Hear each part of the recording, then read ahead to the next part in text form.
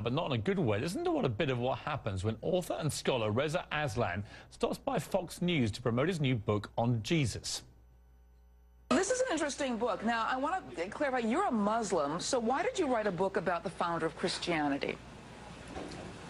Well, to be clear, I am a scholar of religions with 4 degrees, including one in the New Testament and fluency in biblical Greek, who has been studying the origins of Christianity for 2 decades, who also just happens to be a Muslim. So it's not that I'm just some Muslim writing about Jesus. I am an expert with a PhD in the history of religions.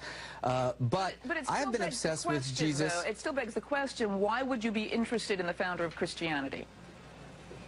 Because it's my job as an academic. I am a professor of religion, including the New Testament. That's what I do for a living. The book, Zealot, The Life and Times of Jesus of Nazareth, reached #1 on Amazon today. As you could say, that interview went pretty well from Reza Aslan's point of view. And he joins me now. Reza, I mean, what were you thinking as that interviewer was asking those ridiculous questions? Well, look, I mean, truly, I was kind of embarrassed. I mean, there's nothing more distasteful than an academic having to, like, trot out his credentials. I mean, you really come off as a jerk when you do that. But it was very hard not to keep mentioning that I'm actually qualified to write this book, so let's talk about the book instead. Yeah, I mean, it's obviously worked pretty well for you in the sense everyone's been talking about it. You're #1 on Amazon. It must be a good feeling. Tell me this, cut to the book itself. What is the premise of the book, and what is the conclusion that you reached? Well, the book is a historical biography of a man named Jesus of Nazareth. It tries to sort of separate him from the Christology that arose around him in the generations that followed. And it's really an attempt to figure out what can we know about this man. And although we can know very little about him, we know a lot about the world in which he lived. So I just take what little we know about him, that he was a Jew, that he started a Jewish movement, and that he was crucified as a state criminal as a result of it, put it in the world in which he lived, and the picture that arises of Jesus is of a far more revolutionary figure than the kind of detached celestial spirit that I think most people think Jesus was. Taking the Fox interview as a basis for this next question, but do you think it would be helpful generally if more Muslims read more about Christianity, more Christians read more about the Muslim faith?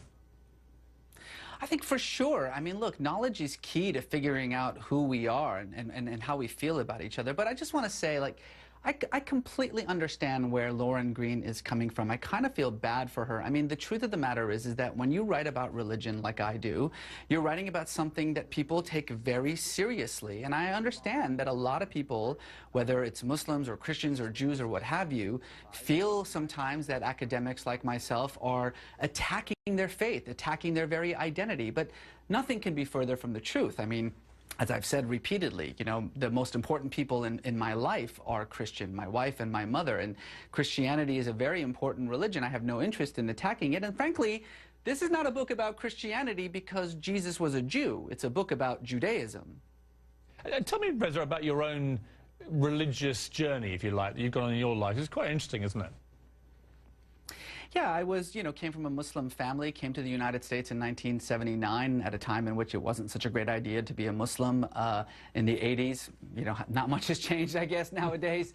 But really, when I was 15, I heard the gospel message for the first time, and it had a profound effect on me. Converted to evangelical Christianity, spent the next 3 or 4 years of my life really preaching the gospel. And then when I went to a Catholic Jesuit institution, Santa Clara University, and really began an academic, in-depth study of the New Testament with my Jesuit professors, all of a sudden I realized that there was this distance between the historical figure that I was learning about and the Christ that I was introduced to in church.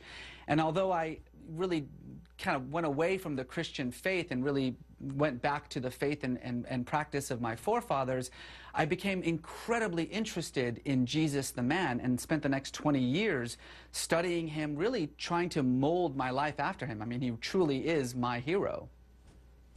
Well, Reza, it's good to talk to you. The book's called Zealot, The Life and Times of Jesus of Nazareth. You should be thanking Fox News, really, because they have springboarded you to #1 best-selling book in the country. Many congratulations. It's a terrific read.